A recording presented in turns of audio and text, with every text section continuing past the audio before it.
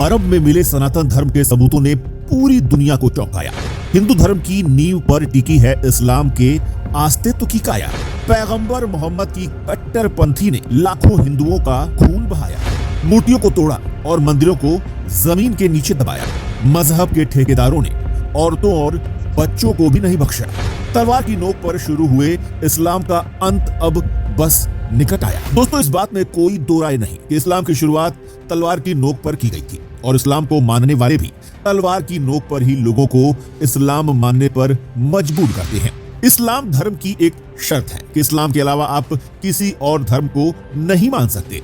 लेकिन आपको बता दें कि इस्लाम चाहे जितनी कोशिश कर ले, लेकिन वो इस बात को छुपा नहीं सकता कि इस्लाम की नींव हिंदू धर्म पर ही टिकी हुई है। आज चाहे ज्ञानवापी मस्जिद हो या फिर काशी, हर मस्जिद में हिंदू देवी देवताओं के अवशेष मिलते रहते हैं और ऐसे में मुसलमानों का आका कहा जाने वाला सऊदी अरब भी इससे अछूता नहीं रहा है।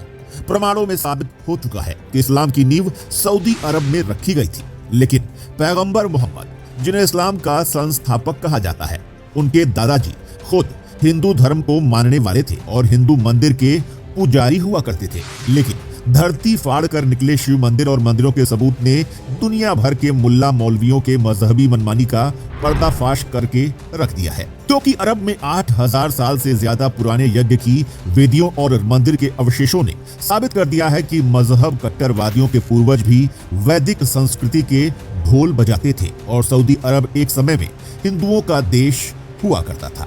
सऊदी अरब के बारे में जब भी बात की जाती है तो उसे मुसलमानों की पूर्व पवित्र धरती के रूप में देखा जाता है, क्योंकि यहीं पर मुसलमानों का पवित्र तीर्थ स्थल मक्का मदीना मौजूद है।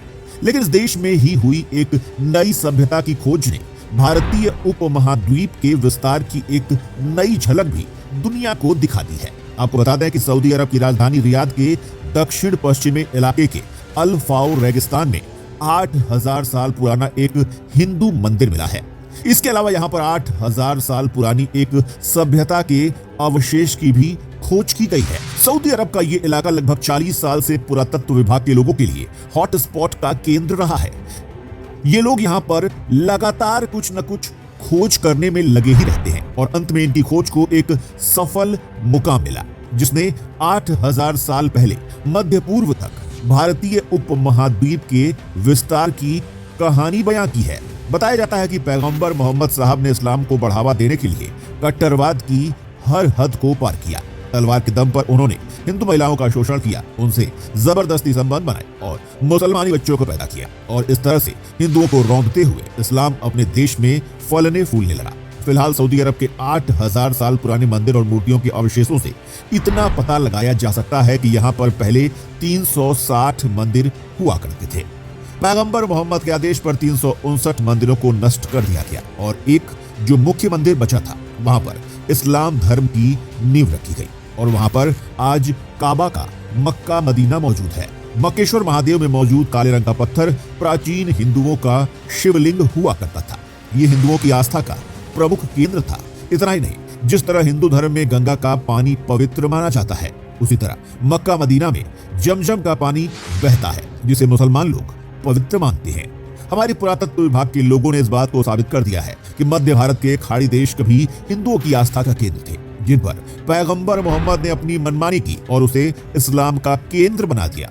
फिलहाल सऊदी अरब में बदलते हालातों के मध्य हिंदू धर्म का पुनरुत्थान किया जा रहा है और कहा जा सकता है कि जिस धर्म की शुरुआत तलवार की नोक पर हुई थी, उस धर्म का अंत भी तलवार की नोक पर ही निश्चित होगा।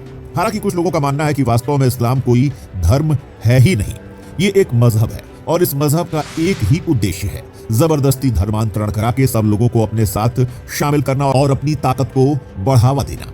हाल ही में सऊदी अरब में मिले सबूतों से पूरी दुनिया हैरान है। दुनिया भर के मुल्ला मौलवियों के पास कोई जवाब नहीं है और जो लोग कहते हैं कि इस्लाम सबसे पुराना धर्म है, सऊदी अरब में मिले सबूतों ने उनकी बोलती बंद कर दी है, क्योंकि वहां पर मौजूद मूर्तियां, मंदिर और यज्ञों की वेदियां 8000 साल पुरानी है, जबकि इस्लाम का उदय 1400 साल पहले हुआ था।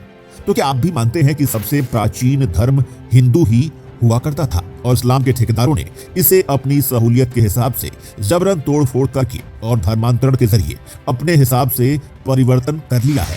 अपनी राय हमें कमेंट करके बताइएगा। साथ ही ऐसे लेटेस्ट अपडेट्स के लिए हमारे पेज को फॉलो करना बिल्कुल भी मत भूलिएगा।